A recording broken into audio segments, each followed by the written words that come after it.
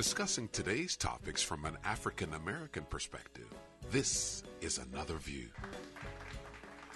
Good afternoon, everyone, and welcome to Another View. I'm Barbara Ham Lee. It is so good to be back with you after a 2-week break. I had a great vacation, but I did miss you, and I am really happy to be back. My special thanks to my producer, Lisa Godley, and my audio engineer, Victor Bowen, for holding down the fort while I was gone and keeping you company on the air. Ylonda Gault Caviness is the author of Child Please, and this is what some of her peers say about her book. Mothers of every color will laugh out loud and relate to Ylonda Gault Caviness's raw voice. Hilarious, moving, and blisteringly honest. You'll end the book feeling less alone than when you started. And got your hands full raising children? Put yourself on timeout and read this insightful, often hilarious book. Please welcome to Another View, by phone from New York, Ylonda Gault Caviness. Hi, Ylonda. How are you? Hi, I'm great. Wow, that intro makes me sound like something really special. You are something really special. Absolutely. Absolutely. I hope I can live up to that. You certainly will. And, we are so excited because, you were scheduled to be with us back in June, and you so graciously, changed the schedule after that horrible situation in South Carolina. Yes. So we do want to thank you for that. We all needed to just sit and pray after that. Yes, yes, we did. Yeah. Yes, we did, definitely. So I sent out I want to tell you, I sent out a promotional email yesterday, as we do with our guests, to our listeners so that they will know who's coming up. And I got an immediate response back from one of our regulars, a guy by the name of Steve Corneliuson. And he wrote back and he said, "Thanks. I wonder if the guest is related to Charlene Hunter Gault. Anyway, she I sounds get that all interesting." the time. I get that all the time. Okay, so answer the question for him then. I am not related to her, though I would like to be. Ah. She's brilliant, and I'm a huge fan. Okay, then there you go, Steve. There's the answer to that question. So I must tell you, Ylonda, I read your book while I was waiting in jury duty. Oh, did you? And really? people were looking at me because there were parts where I literally laughed out loud. And so, I was so engrossed in the book, and people were looking at me like, okay. Get all kinds here in this jury pool. Exactly. That's funny. It was hilarious, but so true in so many different ways. So I'm going to bring the audience into this. Let's talk about, first of all, your mom first. Let's set the stage in terms of when we talk about old school parenting. Set the stage for us and tell us what type of mom you had. Okay, well, I had the type of mom who suffered no foolishness. My mom's point of view was basically get up, do it, work hard, and do it the next time. Doesn't matter how you're feeling about it. Doesn't matter how you think it's going to be. Do it. Do the work. Do the work. Do the work. She had us scrubbing all the time. I mean, I talk about it in the book, but we had to scrub our garage floor. Why, I don't know. We had to on the regular now too. This is not just once in a while. I mean, we had chores. I mean, up the wazoo. You wouldn't believe. I mean, scrubbing grout with toothbrushes. Cleanliness was indeed next to godliness in my mother's eyes. And there were two things that from her children she definitely would not take, and that was lying. Mm-hmm. And that was and I'm sorry if I offend anybody right now, but that was any out-of-wedlock children. That was just, you just couldn't do it. You just couldn't do it. She would tell you all the time, I raised my kids, I'm not raising anymore. And we had a very, very, very, very strict upbringing, but an upbringing that was not unlike any other in my neighborhood. Very quick to pull out the belt, or if she didn't have a belt, whatever was close by. And, we chuckle, and I know a lot of people have a real strong opinion about what is now known as corporal punishment. Right. But in the African American household and in the African American community, spanking is something that is still carried on in some families, and that is something that our culture believes in. It's true. And so, so when we chuckle, we're not necessarily condoning, but that is something that is a part of our community. People don't always realize that, too. To be honest with you, I was on a white station, and, a station with mostly white listeners. Mm-hmm. And when I said, because this is true, seriously, we didn't get spanked, to be honest with you, Barb. We got whooped. We was not. Spanking to me is, tap the behind a little bit. We got whooped. And people asked me, I tell you, like a dozen questions. How bad were the beatings? How were you affected? And honestly, I don't know that I was scarred. I mean, I don't have anything to compare it to. I don't know what I would be without the whooping. But I didn't feel that way. I'll be honest, though. I don't whoop my kids. And I don't whoop them because I don't think it works. I don't not whoop them because, and I'm sure there's validity to all these social science experts, come out now with what it does to your esteem and all that kind of stuff. Mm-hmm. I just didn't think it worked. I would literally gauge how bad my whooping would be, and I'd do what I wanted to anyway. Mm-hmm. Mm-hmm. That's just me. So, and that was the main reason why you decided not to whip your children. Mm-hmm. Yeah, it was the main reason. And I also think, though, too, the world is so much more complicated now. I'm really concerned that if I raised my kids only with fear or mostly with fear, mm-hmm. that they really wouldn't make it so well because I can't be around them. They've got the world in their pockets with these cell phones.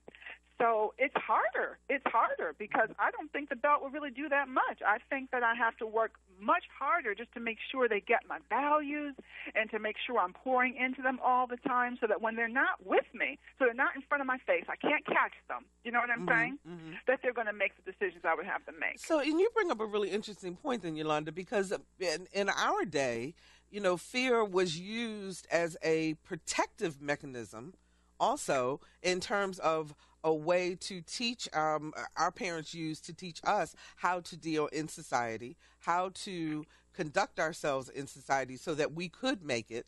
And we have to teach our children some of those same lessons, but not necessarily in the same way. Exactly. That's the challenge. And I've never even really articulated it just like that, but you're right. It's difficult because the way we were brought up, it worked for that time. I really do believe it worked. If you look around, right? Mm-hmm. It created leaders. It created some thought, provoking people, and all that's well and good. And I think we struggle. I think we really struggle now to figure out the way to do that in this new society. And I think one of the reasons I wrote the book actually was because I struggle. I wrote parenting stories and edited parenting stories for Essence Magazine and Parenting and Red Book, and I read what the experts say, and I try to parse it out to our readers. And some of it, as my mother would say, didn't make a bit of sense, But it's what they were telling us to do, time out, this or that. And I realized after a while, and, my mother is somewhere cheering, because I realized after a while, my mother's fundamental way was best. That doesn't mean I can copy everything she did, but fundamentally, her way of, listen, I'm the captain, you're the crew, because I said so. Mm-hmm. A lot of that is really what we're missing. In terms of raising our children now. Absolutely. Yeah, because kids need boundaries. And I think that the way, if you would listen to all the experts now, they have almost none. They come up in any restaurant they want to come up in, maybe for various reasons. Maybe their parents can't get sitters, or maybe their parents just believe they should be in five-star restaurants. I don't know, They bop into conversations all the time that they have no business in, right? Mm-hmm. They don't say Miss Yolanda or Miss Barbara anymore. That's very true. Right? That's right. And that would never happen when we were growing up. It would never happen. And, a part of us in this modern parenting world, we could say, it's no big deal. But I just think it just sets a certain kind of pace that's dangerous because it says you, grown person, and me, pre-adolescent, we're about the same. I mean, you have car keys and credit cards, but other than that, me and you, we right here, Right. And we're not. And I wonder then, Ylonda, do you think that as they then grow older, does this then play into the lack of civility that we see a lot more now, I think, than we have seen in the recent past. I think it does. I think it does. I'm going to tell you quite honestly. I dropped my son off at camp the other day. I saw a little boy he's friendly with, and I said, "Hello, Julian," and he said, "Hey." Oh. No, I really don't think it's funny because I'm going to be honest, and you probably saw this through the book. I'm a fan of hip hop, and you can catch me. I can spit some Drake, and I'll just tell you, I got blessings on blessings on blessings. I love that. So I think I'm kind of cool, for my age. But that was just like, whoa. Yeah, it really did. It took me back. You are 8 years old, dude. Mm-hmm. Mm-hmm. Hey, and his mother, whom I really respect, I do. She didn't say anything.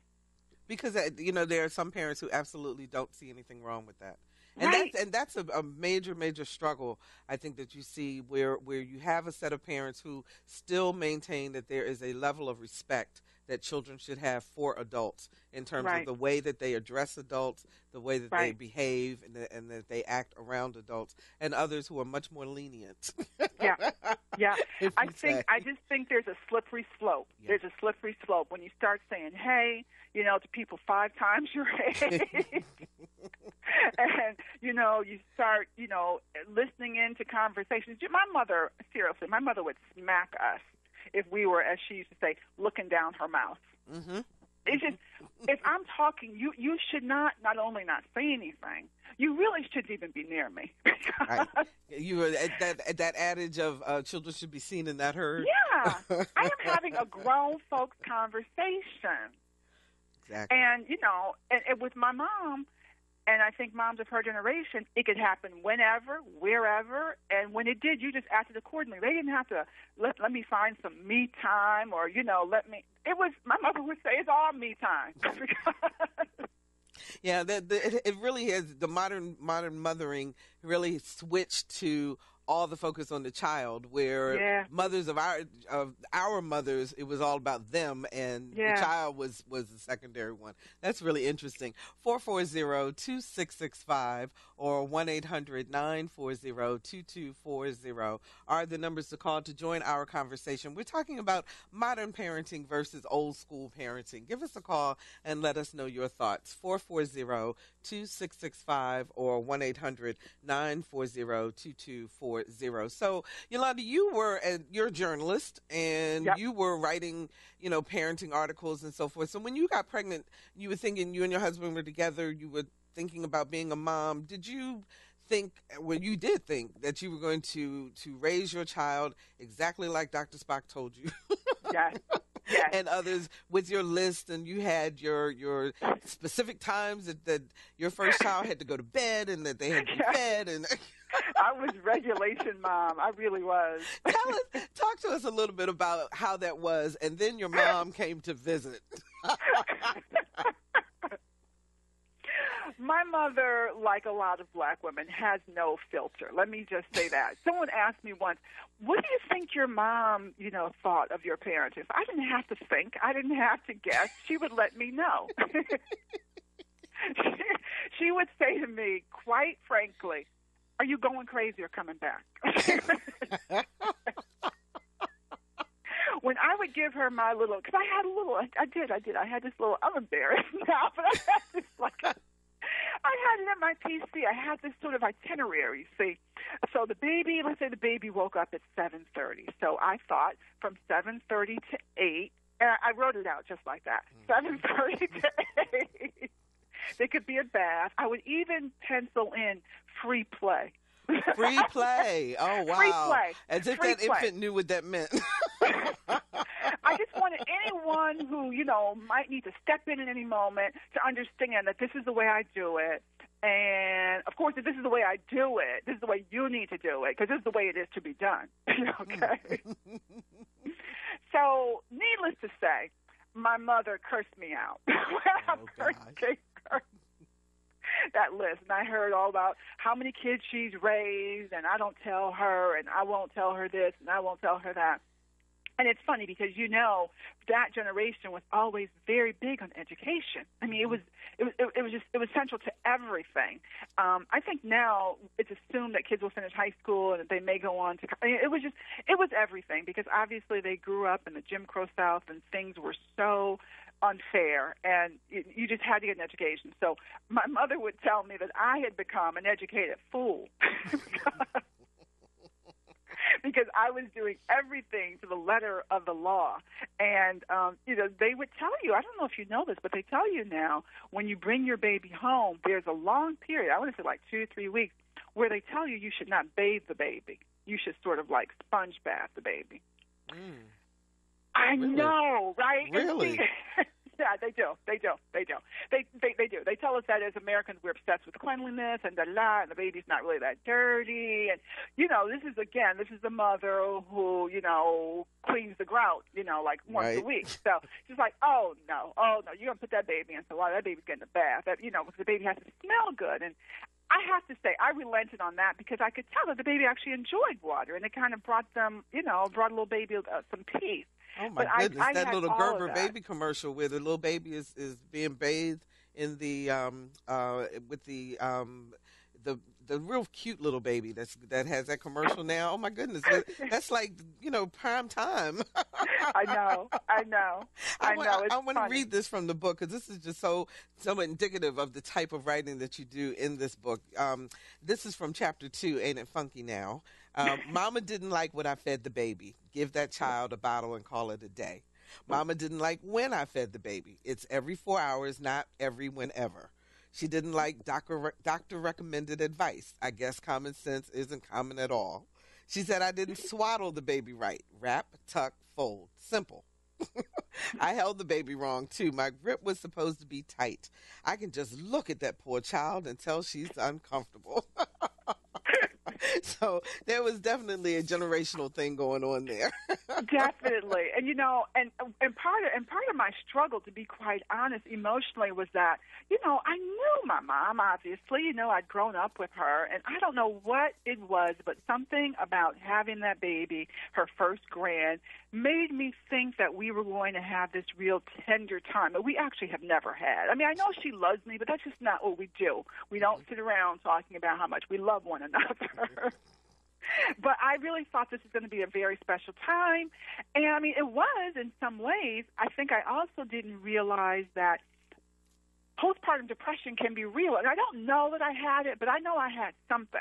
And I also know that having the kind of mother I had convinced me that since I'm a black woman, well, there ain't no way I'm depressed because we don't have time for that. We're too busy. We're just too black for that. We got to keep going. My mom would say, put one foot in front of the other and just keep it moving. And it was on so many levels. I think having that first one especially, it was on so many levels like a life-altering experience because I'm having this extraordinary experience with this creature, this newborn, and I'm also having this extraordinary experience with my mom, whose own past starts to really reveal itself. I'd always known that she, grew up without a mom. Her mom died when she was a toddler. But I never really thought of the things, and I think most of us are this way, we don't really think of the things that make the quintessential, stereotypical strong black woman so strong, right? We don't think of the hurt that happens and that kind of can sometimes harden her. So I in the book deal with that too because it really had never been brought to fore until these little creatures came into our lives, And then she started opening up more. Yes. And talking about that. Yeah, I mean, little ways. For her. I mean, let's not get, okay. It still was not a kumbaya moment. I got you. No.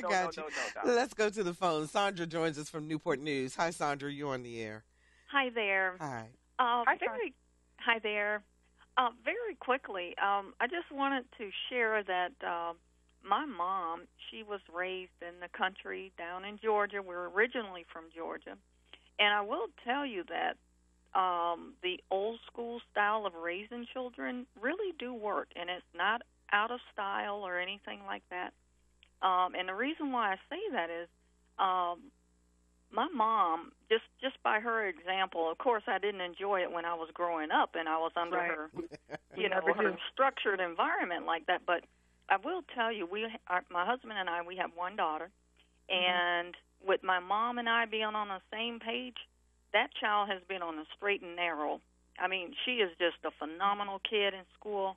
She'll be a senior at CNU University. She's over in Korea now. She's on a scholarship to teach English at Konkuk University over there in Seoul, Korea. So she's full speed ahead, and we're on her like white on rice all the time. Fantastic. And she FaceTime us to give us updates. She gives us status updates. She knows that she's being held accountable even when she's away. So it all started when she was small.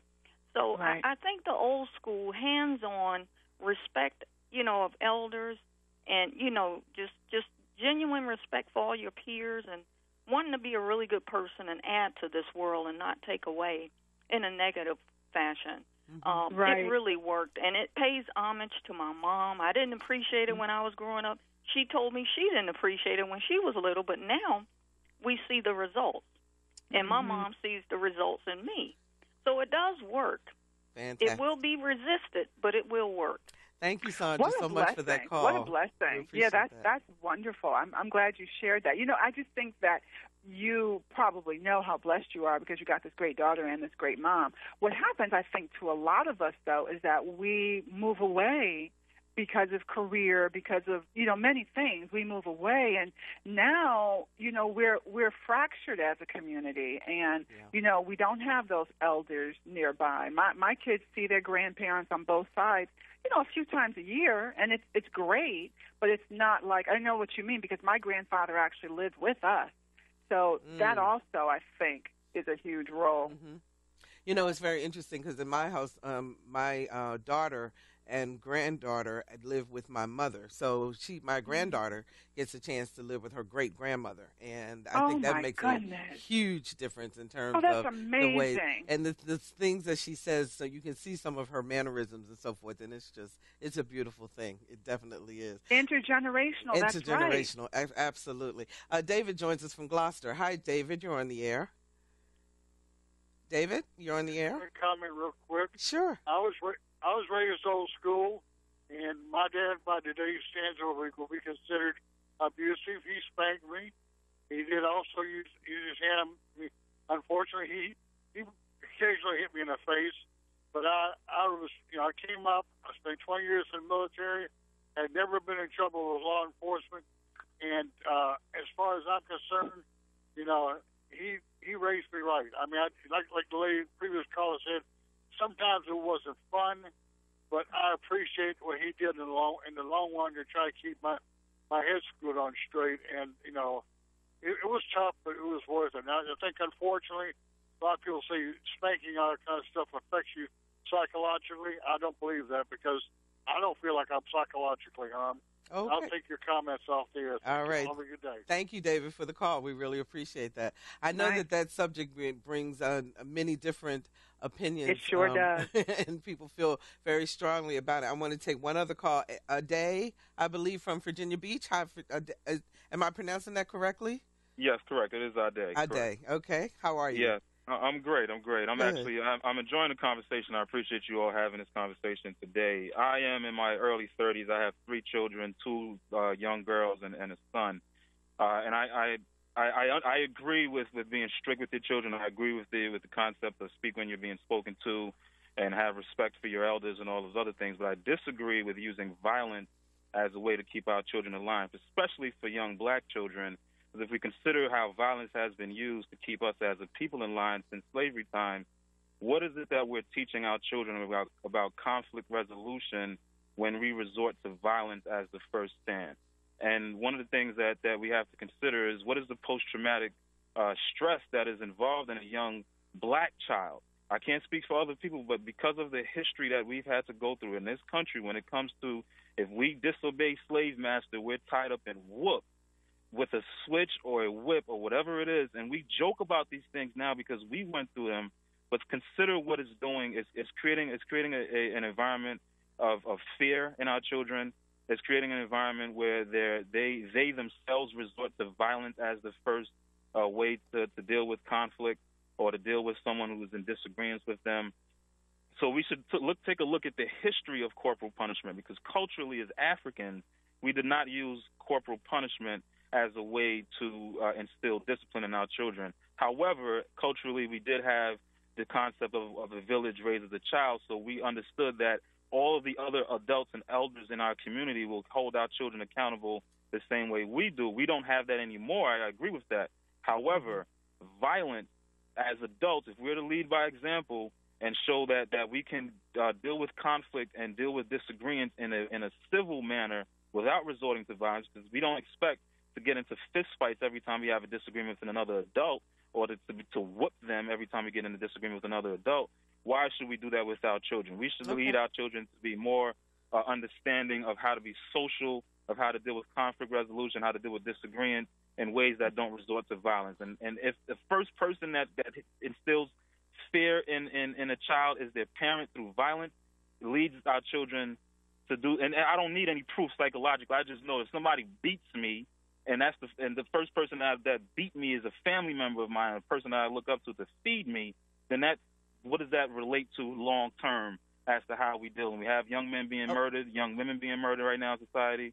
Let's consider the violence factor. I agree with everything else. Consider the violence factor. Got you, Ade. Thank you. Thank you so much for that point of view. We appreciate that call. You know, Ylonda, that also goes to a point that I wanted to bring up. And just before I do, though, let me remind folks that if you're just joining us, we're talking with parenting journalist Ylonda Gault Caviness, author of Child Please, How Mama's Old School Lessons Helped Me Check Myself Before I Wrecked Myself. The number is 440-2665 or 1-800-940-2240. From a journalist's perspective as well as a mom's perspective, I want to get your take on this, especially with what Ade just said. When the melee happened in Baltimore, and there was all of the talk about Supermom, Toya Graham, the young mother who was caught on tape, with her son. And she was physically, hitting him to get him to come off the streets and not participate in the riots. What was your take on that in terms of her method of keeping her son out of trouble? Well, now, this is not popular, but I'm going to be very honest here. And what I want to say is that I don't judge other people's parenting.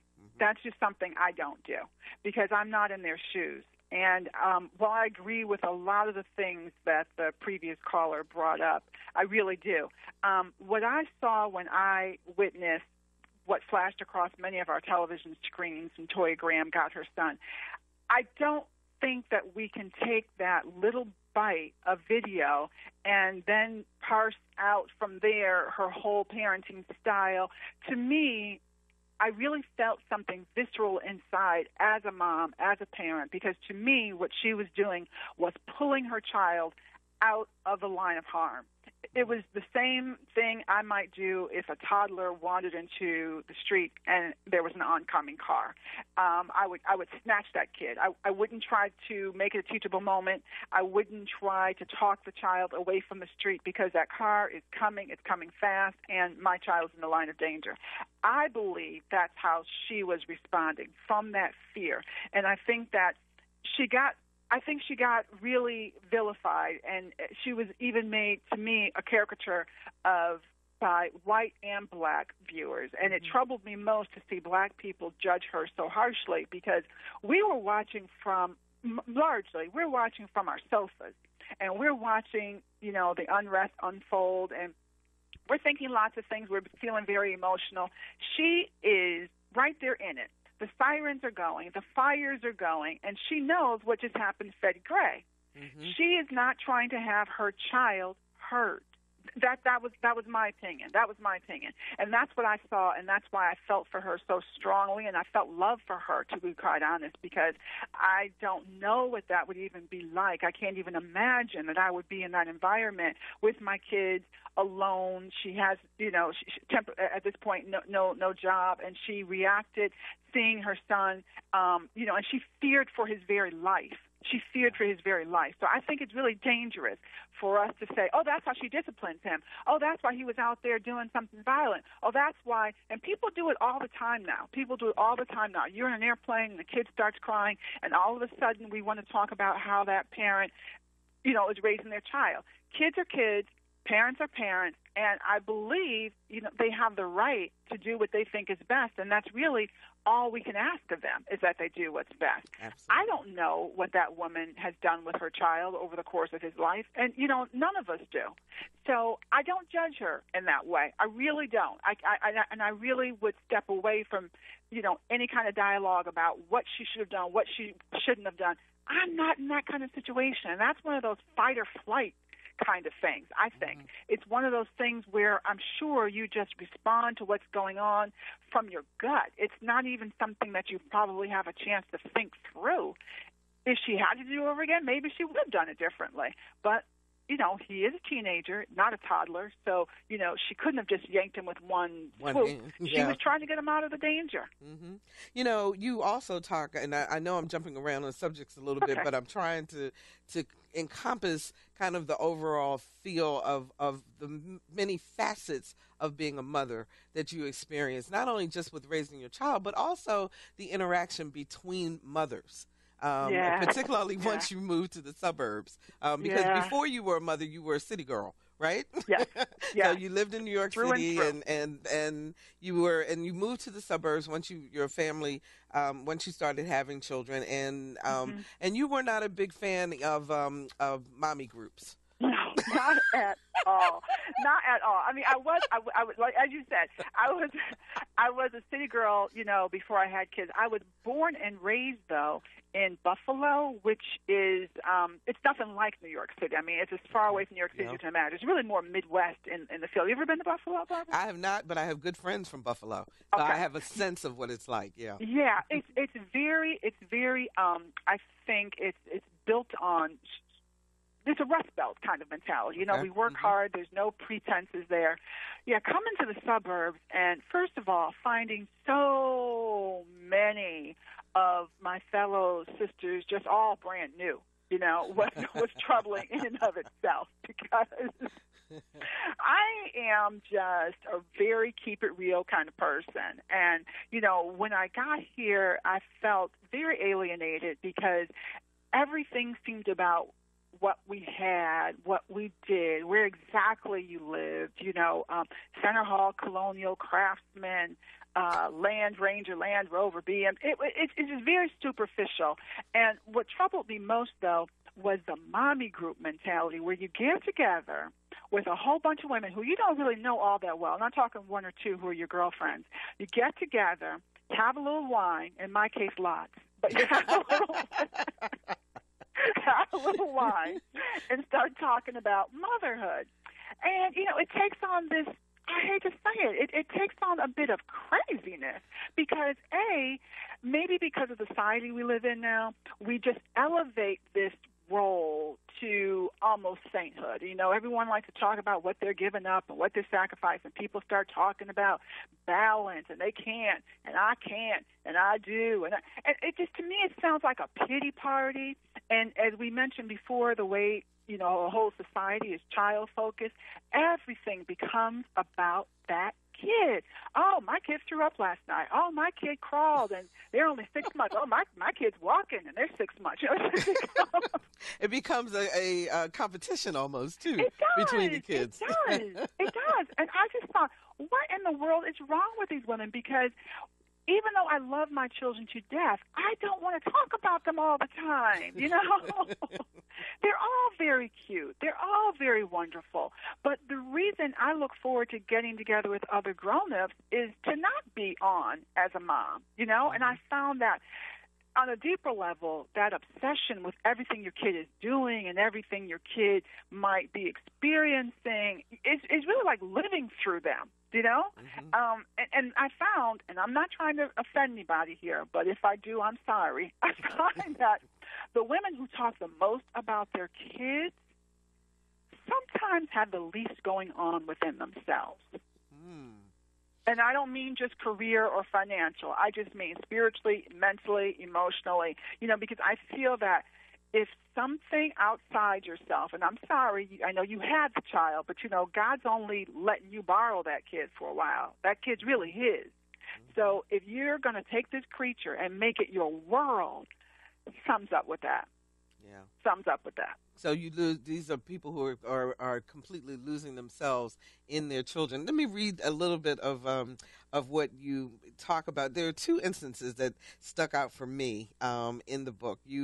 One was when you ran into a friend and you were talking about how you had reconnected with this one mother who was a friend of yours, and the subject of kids and sleep came up. And you told your friend that you had let your baby work it out when he cried in the middle of the night. And you say, girlfriend looked me dead in the eye and said, aren't you worried you'll create abandonment issues? I thought she was kidding. So I burst out laughing.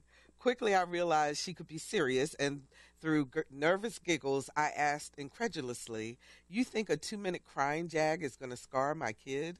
And she responded as though my actions were worthy of a child and family services intervention. I'm just such a mom. I couldn't imagine making my baby cry. That was one. and then the other was when you bought yourself, as you say, a brand new pair of pink skinny jeans.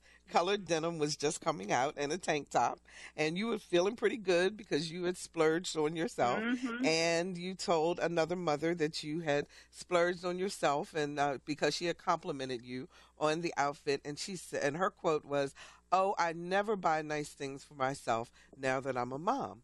And I mean, those are two examples that just jumped out at me in terms of, this whole idea of you can't do anything for yourself. It's all about the child, and people who lose themselves in motherhood I agree with you. It's a little scary. It's like self-sacrifice is the new black, right? It's like, oh, I just did this, and oh, I just can't, and it's a shame, really. It's a shame, but I do have to admit that I can see how it could happen. I really can. I think as women, we're raised to submit, our own wills and our own desires, and we're raised to think of others first. I just think you have to keep it all in check. And that's when, to be honest with you, that's when a lot of times I would think about Mama when I was growing up, because even though she was on us like, a cheap suit, she always kept herself fly. And she laughs when I say that. And I'm not saying she always looked, like she was Foxy Brown or whatever. But she paid attention. Mm-hmm. Her wig was on straight. Her bell bottoms had the polyester shirt and the colors matched. Her platform shoes, but she didn't run out of the house with sweatpants and no makeup. Like I'm going to admit, I have done. Mm-hmm. She was really about her business and about herself. She didn't lose her womanhood. She didn't sacrifice it to motherhood. And I wanted a piece of that, because the thing about my mom that I really also remember so well is that she was happy. She seemed genuinely happy. She was not, and to be honest with you, some of my friends and myself, we didn't seem that happy. For all the running around we did, for all the, volunteering in school and taking our kids to this and that, we were frantic most of the time. And, we kind of tried to tell ourselves it was cute. But it's not cute, Oh, how you doing? Girl, I'm so tired. I just got back from soccer. I'm going to piano. Girl, I'm so tired. That's not cute. That's not cute, because who are you, and what, importantly, are you modeling? And I think about that because my two oldest are girls, and it's important for my son too, though. Don't get me wrong. I don't want to be, gender biased in it, but I don't want that life for them. I want them to go and better themselves, and I want them to make use of all the gifts God made them, not just the gifts of, maternal instinct. There are all kinds of gifts that my girls, all us women have, and I believe God wants us to find a way to use them to the fullest. I'm not going to lie. It's difficult when you're a mom and a dad. Mm-hmm. It's difficult to figure out that juggle, but you have to. There's no other choice. You have to do that. You owe it to yourself, and you owe it to the kids.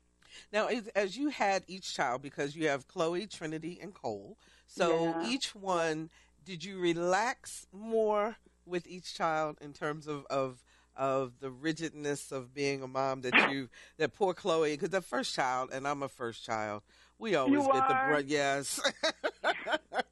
And It any is. second, third, and fourth child will tell you Yeah. they get easier, or Yeah. they're not as strict. The first child will always say, "Oh my goodness, who is this parent?" By the time the younger kid comes along, so See, I'm the youngest. And my brother and sister do often, they often complain. I remember when they went away to college and they came home and they were like, "When's your curfew?" And I thought, curfew.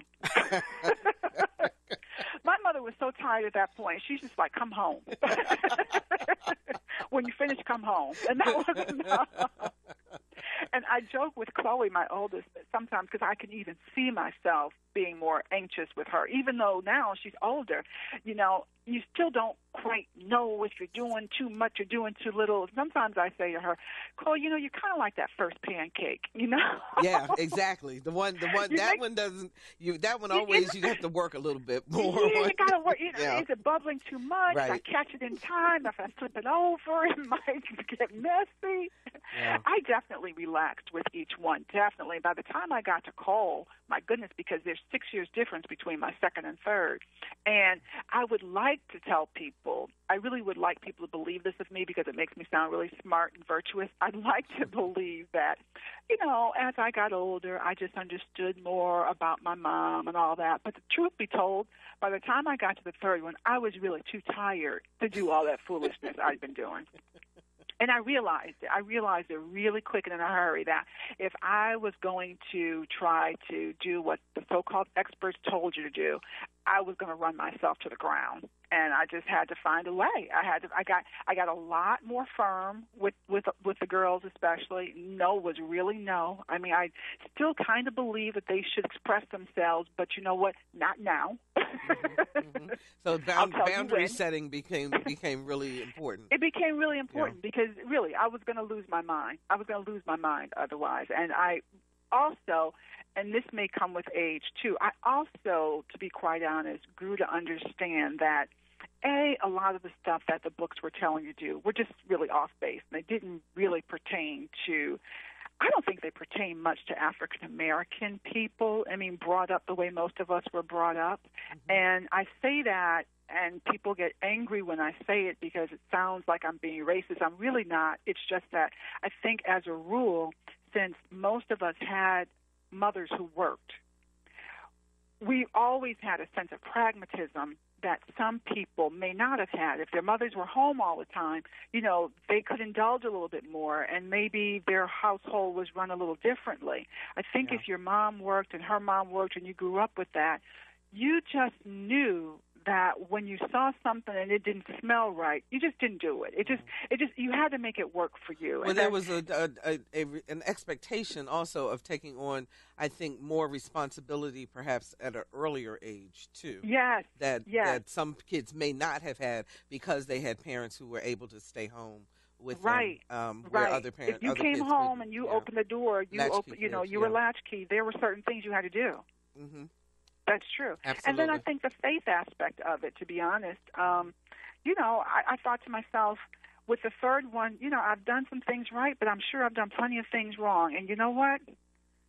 God's gonna make it all right. It's not all me. You don't really make your kids successful. And I think that's what the so-called experts and media pundits would have you believe. You don't do 10 things to make your kid great or successful or smart. As I said earlier, you're just borrowing them, and you just try to find out what their strengths are and maximize them. But, on a real practical level, it's just like if your kid is huffing and puffing, coming up the soccer field and can't seem to get that hand-eye coordination thing, and you don't have to keep him in sports. Exactly. Just because, you've learned that some kind of team sport builds character, or, if they're tone deaf, you don't have to keep doing the piano lesson. You would know if your junior is a prodigy or not. You can let that go, Mm-hmm. Find out what they really love and work that. so that you can be successful as a parent, and that's what success is, right? And they can be successful as kids. And the last thing, we got about 2 minutes left. I can't believe how fast this hour's gone I by. know it. Absolutely. I'm just getting started. but we, the one person we have not talked about, and that's Mark, your husband. And but as a mom, it is also important to pay attention to Dad, is it not? It is. It is very important to pay attention to Dad. And let me just be real clear right now, and I don't want to listen, because I try to keep it real. I know. Mark and I are no longer married. Okay. All right. We are no longer married. But I'm telling you, Mark is a good dad. Yeah. Mark is a good guy. Mm-hmm. And like a lot of couples, Mark and I really did not agree on some parts of child rearing. I mean, basic stuff, yes. But Mark's idea, to this day, it's very recent. So I mean, that's newsflash for anybody. Mark wants the kids to be comfortable. He wants them to have a nice life and enjoy things. And more than anything, Mark doesn't want to be the heavy. Okay. And, so and I don't think that's unusual. Got you. I don't think that's unusual for men. I think that whole thing of being consistent and driving the rules home, I think they tire of that. I just do. Mm-hmm. Mm-hmm. Well, we got 30 seconds, and I'm just going to have to say goodbye. But you know what? Okay. I think that, first of all, let me congratulate you. You're with Working Mothers Magazine now. Yeah, Working Mother Magazine. I'm a contributor there, and I have other news, okay? I haven't told anybody this on air. Okay, real quick. 20th Century Fox optioned the TV rights to Child Please. Oh, fantastic. I'm bearing well, the then lead, we will right? be looking for it. That is wonderful. It is a wonderful, wonderful book, and we are so excited for you. The book is called Child Please, How Mama's Old School Lessons Helped Me Check Myself Before I Wrecked Myself, by Ylonda Gault Caviness. Ylonda, it's been a blast. Thank you so much. Oh, I've had the time of my life. Thank you so much. And thank you to your listeners for listening to me. Absolutely, and we'll be right back.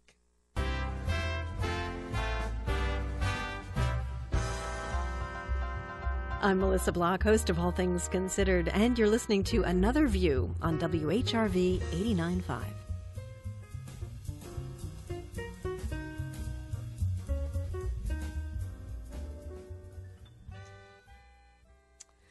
Young women in the Suffolk and Franklin area are looking at new ways to overcome peer pressure and gain confidence. It's all part of an innovative mentoring program designed to make sure they step into their full potential. Lisa Godley gives us an inside look at how the Ladies of Distinction program is turning things around for young ladies from elementary to high school. A little over a decade ago, Janelle Riddick decided she wanted to do something to enhance the lives of young people all over the state. So she began her journey of speaking to auditoriums full of teenagers about academics and leadership. Then one day, she had a revelation. I had a chance to speak with some of the girls after the assembly, and then a light bulb kind of went off that, okay, the masses is great, but you can really probably make a difference if you can touch these girls a couple times a month rather than a couple times a year. Her first after-school group consisted of about 25 girls. It was just like, this is it. And so we've grown from one site to now 11 schools, and just kind of continuing the work to really see these girls become healthy and confident and strong. The Ladies of Distinction started in 2007 with high school students.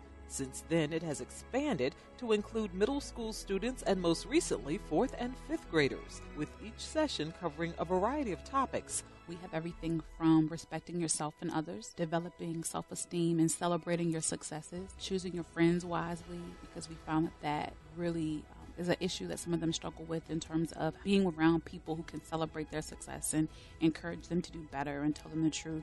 And so each session will start with a round table. Everybody has to go around and tell us one new thing about themselves. We have a hands-on activity. I realize they've been sitting down all day, so we try to do something to kind of get their energy going, get them laughing, get them talking.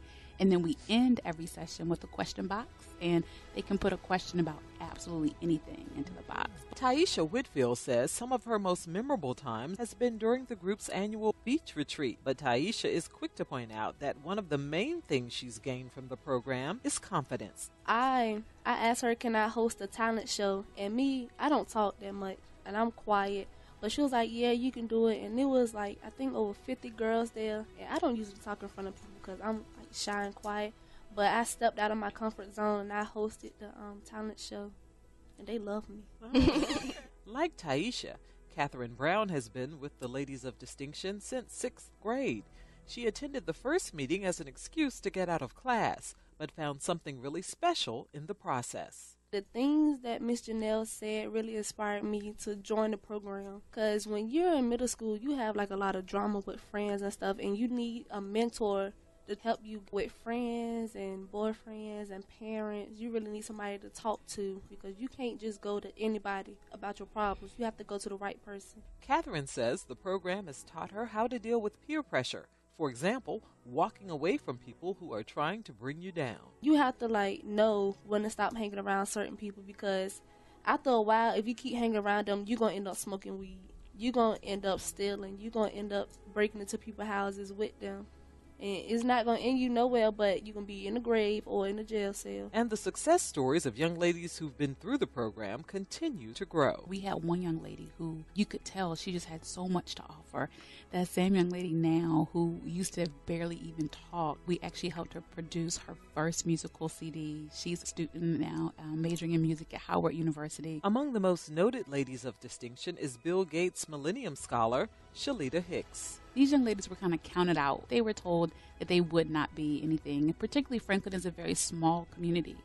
And so a lot of these girls have to just fight unbelievable odds. And so to have a Gates Millennium Scholar to come from that area, to have a young lady who finished her undergrad in 3 years, her master's in 2 years, and is now beginning her doctorate, who was told that she would never do that, it wasn't possible. Those kinds of stories is kind of what fuels me, keeps me going with the program and wanting to continue to expand it. I set high standards and strive for the best, knowing that I deserve nothing less. I'm a lady. I'm a lady.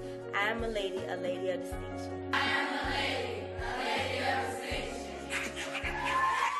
For Another View, I'm Lisa Godley. It's a wonderful program, and I actually received an award from them, so I hope that they are continuing to bring wonderful things to these young women. We hope you enjoyed this edition of Another View. Please visit our website, anotherviewradio.org, if you'd like to download the podcast.